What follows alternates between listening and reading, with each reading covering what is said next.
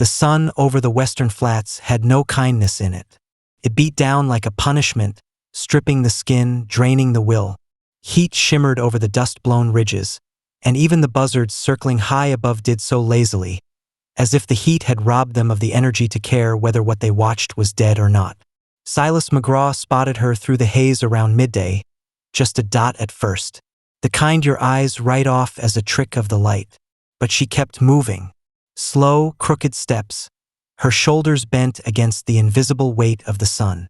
She carried a sack, old burlap, worn nearly translucent, the kind used to haul corn or coal. Whatever was in it pulled her sideways with each step. He didn't move, just sat there on the porch of his ranch house with his coffee gone cold, hat low on his brow, eyes slitted. In a land like this, you didn't go running out to meet trouble, and a figure wandering in from the desert was almost always that. But she kept coming, one broken footstep after another, until he could see her face. Raw from wind, lips cracked, eyes too big in a too thin face. She collapsed just past his front gate, one arm thrown over the sack as if to shield it from the fall. Dust rose up, settled over her like a burial shroud. Silas set his cup down slow and stood. He didn't say anything at first, just crouched beside her and gently pulled the sack from her arm. Her hand didn't let go at first, like her dying body still didn't trust him. Then it slackened. The sack was tied shut with twine. Heavy. No smell, no sound. The girl stirred, her voice a dry rasp. "Please, water." He lifted her into his arms like she weighed no more than a feather caught in his coat. Inside, he laid her on the couch and brought water, cool from the well, and dribbled it past her cracked lips. Her throat moved. She coughed once, nearly choked, then drank greedily. Her eyes opened, glazed, then blinked, focused on him. "Where am I?" she whispered. "McGraw Place," he said, 10 miles west of Garrison Ridge. "I walked too far." He nodded. "You're lucky your feet held together. Lucky they brought you here." Her eyes drifted shut. "Didn't know where I was going. Just away." He didn't press. Not then. He let her rest, brought a wet cloth to clean her face and hands. The sack sat untouched by the door, still cinched tight, still holding whatever mystery she carried across the desert like a penance. That night, he watched her sleep from the chair by the fire. She twitched in her dreams, mumbled things he couldn't catch. Once she cried out, and he saw a flash of something raw behind her eyes, something not dulled by time or distance. He poured himself a whiskey and sat back down. At first light, she was awake again, sitting upright, the blanket pulled tight around her. Her skin was blotchy with sunburn, her lips scabbed. "What day is it?" she asked. "Thursday. I left on Sunday." Her voice cracked again. Didn't stop. Silas reached for a cup and poured her a fresh dipper of water. "That sack," he said. "You gonna tell me what's in it?" Her eyes darted toward the door. "Don't open it. Please." He paused. "It yours?" She nodded. "It's all I have left." Something in her voice, or maybe in the way her hand trembled, made him leave it alone. They shared eggs and bread in silence. She ate like she hadn't in weeks, polite but quick, barely tasting it. He watched her, quiet as the wind. When she stood, her legs shook. She caught the back of the chair and steadied herself. "I should go." "You won't make a mile before falling again," he said. "Stay. Rest." She looked toward the window, where the desert rolled out like a sea of bone and ash. Then back at him. "Why you helping me?" Silas set his plate down. "'Cause you made it this far. And something about the way you held that sack made me think you're running from more than heat." Her throat worked, and for a moment he thought she might cry. But she didn't, just nodded once. 2 days, she said. "Then I'm gone." He didn't argue. Instead, he stood and brought the sack from the door to her hands. Her fingers clutched it tight. "Thank you," she whispered. He almost said, "For what?" but stopped himself. Instead, he tipped his hat and stepped out to tend the horses. Behind him, through the open door, he heard her speak to the sack in a voice soft as a lullaby. Words not meant for anyone else. Just her and whatever secret lay folded inside the rough fabric. And for the first time in a long while, Silas McGraw felt something stir in the hollow place he'd thought the war had emptied out for good. He didn't know her name, didn't know what she was running from, didn't know what was in that sack. But he had a feeling that before this was done, he'd know all three. And it would change everything. The next morning, the wind shifted. Not enough to bring a storm, but enough to lift the dust off the ridge and carry it down toward the valley. Silas noticed the way the horses grew restless, ears twitching at sounds too distant for his ears. The girl, still without a name, stood by the porch post with her arms wrapped tight around the sack, as if the desert might try and steal it from her if she blinked. He came up slow beside her, chewing on a piece of sweetgrass. "You always hold it like that?" She nodded, gaze far off. "It needs me." He glanced sideways. "It?" She looked down at the sack, then back at him. "It's not dangerous, but people would treat it like it is. They'd see what they want to see, and that would be enough to do something terrible." Silas let that sit. He'd heard riddles like that before, spoken by men who came back from war with hollow eyes or by women who'd buried too many babies under dry ground. "You get a name?" he asked. She hesitated, then nodded again. "Gaia." It hit his ears like a whisper. "That's short for something?" "No. My mama gave it to me 'cause of the flowers that grow near water. She said I was her flower in the desert." There was no smile behind her eyes when she said it. "Well, Miss Calla," he said slowly, "I'll say this, most don't survive the devil's mouth." He nodded toward the stretch of desert behind them. "You did." "I didn't survive it for myself," she said, clutching the sack closer. He looked down, noticed the frayed edge of the sack had dark marks near the seam, like old stains. Not blood, not dirt either, just something. "You need help with whatever's in there?" he asked gently. Her eyes hardened. "No one can help. Just, please let me stay until I know it's safe." Silas nodded once. "That's fair." He walked off to the barn. She watched him go like a coyote watching fire, wary but drawn to the heat. That night, the wind howled through the eaves of the house, and Calla wouldn't sleep inside. She insisted on sitting near the hearth, sack in her lap, rocking slightly. Silas woke around midnight to find her whispering into it, voice cracked and full of grief. I know, she murmured. "Almost there. Promise. Just a little longer." He didn't interrupt, didn't ask questions, just stoked the fire and left her be. The next day brought the sound of riders, far off, coming from the north trail. Silas spotted dust first, then heard hooves. Calla's face turned white as bleached bone. "They followed me." "Who?"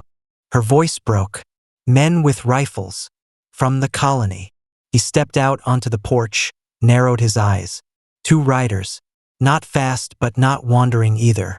They knew what they were after. "Get inside," he said. She hesitated. "Go on, girl." She disappeared behind the door, sack held tight like a child. Silas waited until the riders pulled close. One was clean-shaven, in a preacher's coat too fine for desert dust. The other wore leather and had a revolver low on his hip, like a man who didn't mind using it. "You McGraw?" the preacher asked. "Depends who's the skin. We're tracking a girl came this way. Thin, dark hair. Might have been carrying something. Lot of people cross this land." The preacher smiled, but it didn't reach his eyes. "This one's different. She stole something sacred. Something not hers to take." Silas didn't flinch. "What did she steal?" The man in leather leaned forward. "She take it from the fire vault. That's punishable by death."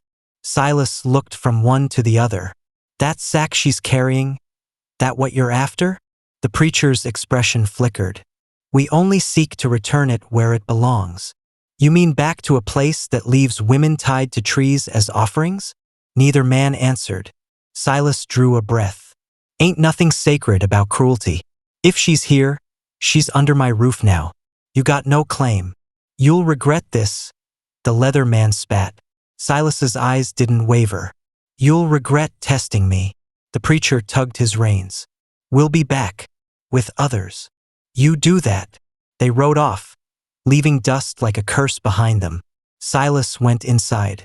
Calla sat trembling by the wall. You heard. She nodded. They'll burn your house. They can try.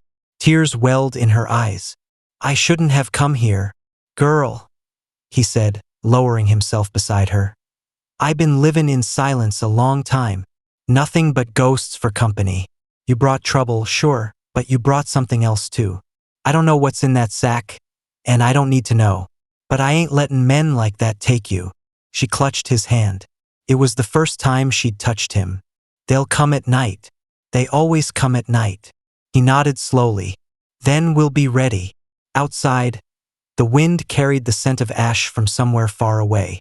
And inside, in the hollow space between them, something fragile and human began to take root. Like a flower daring to grow where nothing should. They came just after sundown, like she said they would. Calla had taken shelter in the hayloft with the sack, while Silas waited below, shotgun across his lap.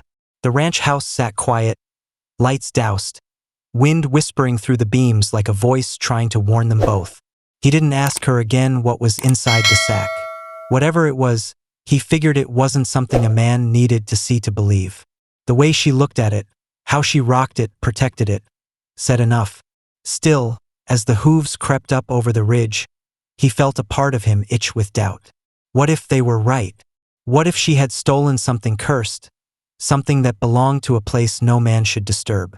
Then he thought about her face when she first looked up at him, lips cracked, eyes wild with pain and hope, and he knew he wouldn't give her up. There were 4 riders this time. No preacher, just the man in leather from before, and 3 others wrapped in coats stitched with symbols Silas didn't recognize. They dismounted slow, like wolves knowing exactly how to circle wounded prey. Silas stayed seated. The leather man stepped forward. McGraw, you didn't bring a preacher this time, he spat. Didn't come to talk. One of the others, a thin man with eyes like broken glass, took a slow step toward the barn. Silas cocked the shotgun. You take another foot toward that door, he said, and I'll put lead in you so hot your teeth'll scream. The man froze. You're harboring a thief, the leather man said. You think you're righteous. You're not. Silas stood, tall and still. I think I'm tired. Tired of men who hide behind ritual and call it justice. Tired of little boys in sacred coats thinking they can drag women back through fire for things they don't understand. The third man raised his rifle. That was enough. One blast from the shotgun shattered the silence. Splintered would near the man's boots. They all scattered, ducked, stumbled back. Next one, Silas called out, voice even. Won't be a warning. They backed off. Not far. Just enough. We'll be back with the whole order, the leather man warned. You do that, Silas said, lowering the barrel, and I'll show every last one of you what a dying man's eyes look like. They rode off, hoofs pounding like a heartbeat. When it was quiet again, Calla climbed down, sack in arms, shaking. They won't stop, she whispered. I know. She sat beside him on the porch step. The stars above were brutal in their clarity, each one sharp like a memory he'd tried to forget. Can I show you? She asked, voice barely there. Silas looked over, surprised. The sack. She nodded. I won't tell anyone. He paused, then gave one slow nod. Calla unwrapped it. Careful, reverent. And there, nestled in a faded wool blanket, was not gold or a stolen relic, not something cursed or glowing or holy. It was a child, tiny, pale, breathing soft like a bird's flutter. Silas's mouth parted but no sound came. She's not mine, Calla said. She was supposed to die. He looked at her. She was born during the eclipse, to a woman marked by the colony as unclean. They said the child would bring drought, madness. So they wrapped her in salt and left her beneath the sky. I wasn't supposed to be there, but I saw. I heard her cry. Calla looked down at the sleeping baby. I took her, ran, hid, crossed the flats and didn't stop. Silas couldn't speak for a long while. When he finally did, his voice was thick. She ain't cursed. Calla shook her head. She's a baby, that's all. but they made her into something else. He stared at the little face. Fragile, innocent. The skin around her eyes was red, like she'd cried too much in her first days. You didn't just survive the desert, he said. You carried life through it. She blinked, eyes welling. I didn't want to do it alone. You ain't anymore. They sat like that till dawn started stretching its fingers across the far mountains. And somewhere in the sky, a hawk circled low, not hunting, but watching, like it, too, knew something rare had just been saved from the dust. The days that followed were made of quiet movements and unspoken understandings. Calla stayed, though she never said it aloud. Silas didn't ask. She took over the kitchen without needing permission, moved like she belonged. The baby, whom she now called Mira, slept more than any child Silas had ever seen. But when she opened her eyes, they were the clearest shade of gray he'd ever known, like a storm waiting to form. He built a crib by hand, rough would smooth down with care. She watched him from the doorway as he worked, her fingers curled around a mug she didn't drink from. Her hair was longer now, tied back, and the rawness in her cheeks had faded. But there was something permanent in her eyes, like a woman who'd lived through fire and come out carrying its scent forever. The men from the ridge hadn't returned yet, but Silas felt the pull of them, like storm clouds pacing outside sightline. Waiting. One afternoon, he caught Calla out in the field, training Myra's ear to the wind. She held her close and lifted her face toward the breeze. She needs to learn to hear things, Calla said when he approached. Small things. Shifts in the air. You expectin' something? I always am. Silas didn't press. Instead, he reached into his coat and handed her a wrapped bundle of cloth. She opened it slowly. Inside was a tiny silver pendant on a chain, a simple circle carved with the outline of a sparrow. It was my mother's, he said. Wore it every Sunday, even when there wasn't a church. Calla ran her thumb over the shape. Why give it to me? Not to you, he said gently. To her.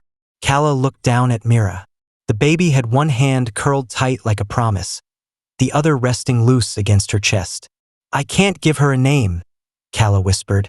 Not officially. Not by their laws. I'm outlaw. So is she. Silas crouched beside her. Then let her be outlaw. But not alone. That night they ate by candlelight. Silence passed between them like a slow stream, steady, deep, honest. Silas didn't know how to name what was building. It wasn't romance, not yet. It was deeper than that. Older. It was survival turning to trust. It was fire learning not to burn. In the middle of the night, Mira began to cry, louder than she ever had. A high, clear wail that cracked the air. Calla jolted up, ran to the crib. But before she could lift Mira, Silas appeared at the door, rifle in hand. Stay here, he said. Don't move till I say. She froze. Outside, the horses were restless. He stepped out into the yard. At first, there was nothing. Then movement. A figure near the well. Another near the fence. They were back. But not in daylight this time. Not asking. Not warning. They were hunting. A shot cracked through the darkness, missed wide, but deliberate. Silas dropped low, rolled behind the feed barrels. You've made your choice. The voice of the leather man boomed from the dark. So have we. Silas returned fire twice. Hit wood. Heard a grunt. Then silence. He waited, breath shallow, eye scanning. Then another cry, this time not from the baby, but from inside him. A gut deep knowing that they'd circled to the back. He raced through the barn, burst into the house, and found the window smashed. Calla was gone. Mira was still there, crying, arms flailing. Silas didn't think. He wrapped Mira in a blanket, tucked her inside his coat, and mounted the mare. He rode hard toward the tracks, followed broken brush and half-lit prints in the soil. The night was black as sin and colder than it had any right to be. Myra's small weight against his chest kept him from tipping into rage. He found them near the arroyo. Calla was on her knees, hands tied. The leather man had a blade at her throat.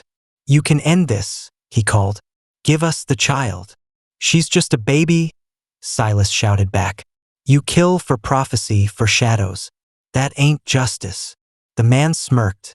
It's older than justice. You're scared of her, Silas said. A child. That's all. She's born of fire and omen. She's born of a woman who refused to let her die. That's all I need to know. They moved fast after that, but Silas moved faster. 3 shots. 1 missed. 2 didn't. The leather man fell, shock in his eyes as he dropped the blade. Silas reached Calla, cut her free. She didn't say thank you. She just collapsed into him, shaking. He handed her Mira. The baby had stopped crying. Together, they stood in silence, the 3 of them, beneath the uncaring stars. The bodies stayed behind. By the time dawn broke, Silas had burned the coats they wore. Everyone. Let the wind take the ashes. Calla stood watching him. You knew they'd never stop, she said. I did. And still you kept us. Silas looked at her, at Mira cradled in her arms. You walked across a desert to save a child. That's the kind of person I want to stand beside. No matter what comes. The house was quieter after that. Not peaceful, not entirely, but different. Like something dangerous had passed through and left behind a silence that felt earned. Calla took to sitting on the porch most evenings, Mira asleep in her arms, while Silas carved things from leftover cedar. Small animals, birds in flight, a woman's profile once, though he never showed it to her. The scar on her collarbone had faded to a pale seam, and she'd started humming under her breath when she walked, as if the ground had finally stopped shaking under her feet. Silas didn't talk much about that night. Neither did she. But every so often, when he looked at her, Calla would look back without flinching, and something passed between them that wasn't fear or duty or even gratitude. It was quiet recognition. They'd survived each other's fire. One morning, with a sky the color of hammered steel, a stagecoach pulled up the long dirt road. No one ever came that way. Silas stood from the corral, rifle leaning on his shoulder. Calla stepped out behind him, Mira wrapped against her chest in a sling of faded cloth. The driver didn't say a word, just nodded at the man inside. He wore a black suit, city cut, pale skin, narrow eyes. Calla's whole body tensed. She turned away, instinctively shielding the baby. The man stepped down, slow and deliberate. I came for the child, he said flatly. I have authority from the court. Silas didn't move. Ain't no court out here. Just fence posts and cattle. She's not registered. The child. No birth certificate. No name. The state considers her abandoned. Calla stepped forward then, eyes dark. She's not abandoned. She's mine. You have no legal claim, the man replied. Not in any territory. Silas spat into the dirt. Well, then the territory's wrong. The man's hand hovered near his coat. You interfering with a federal order? I'm interfering with cowards who come for babies like their property. Calla's voice cut in. You don't know what she is. The man turned to her. We know what she might be. That's enough. A silence stretched thin between them. Then Silas said, calm as a church bell. Turn around. Leave. Or the next thing you feel won't be regret. It'll be lead. The man paused. Then he stepped back into the coach. Without another word, the driver snapped the reins and vanished down the road. Calla didn't speak. She just held Mira tighter. The baby was awake now, eyes open, calm, watching the world with that eerie stillness she always had, like she was already older than any of them. That night, Calla sat beside Silas near the fire. I don't think this ends, she said quietly. I know. They'll send others. I'll be here. She looked at him. You don't even know who I was. He looked right back. Don't need to. I know who you are now. She smiled, but it held something tired in it. I used to believe in omens, that everything meant something. A bird flying low, a coyote crying out at noon, blood in the water. But now what? Now I just believe in this moment. Her breath, your hands, this warmth. Silas poked the fire. Sparks danced. Is that enough? He asked. Calla thought for a long time, then nodded. It's everything. Weeks passed. The world tried to forget them, let them fall between the lines. One day, Mira took her first step, toward the light, toward her mother, barefoot on the packed earth. Silas caught her before she fell. The child looked up at him and grinned, wide and without fear. And for the first time, he understood the weight of what he'd helped save. Not just a baby, not just a mother, but the kind of future that refused to come crawling. A future that walked, even across a desert, even with a sack of sorrow on her back because someone had to, and because someone was finally there to meet her halfway.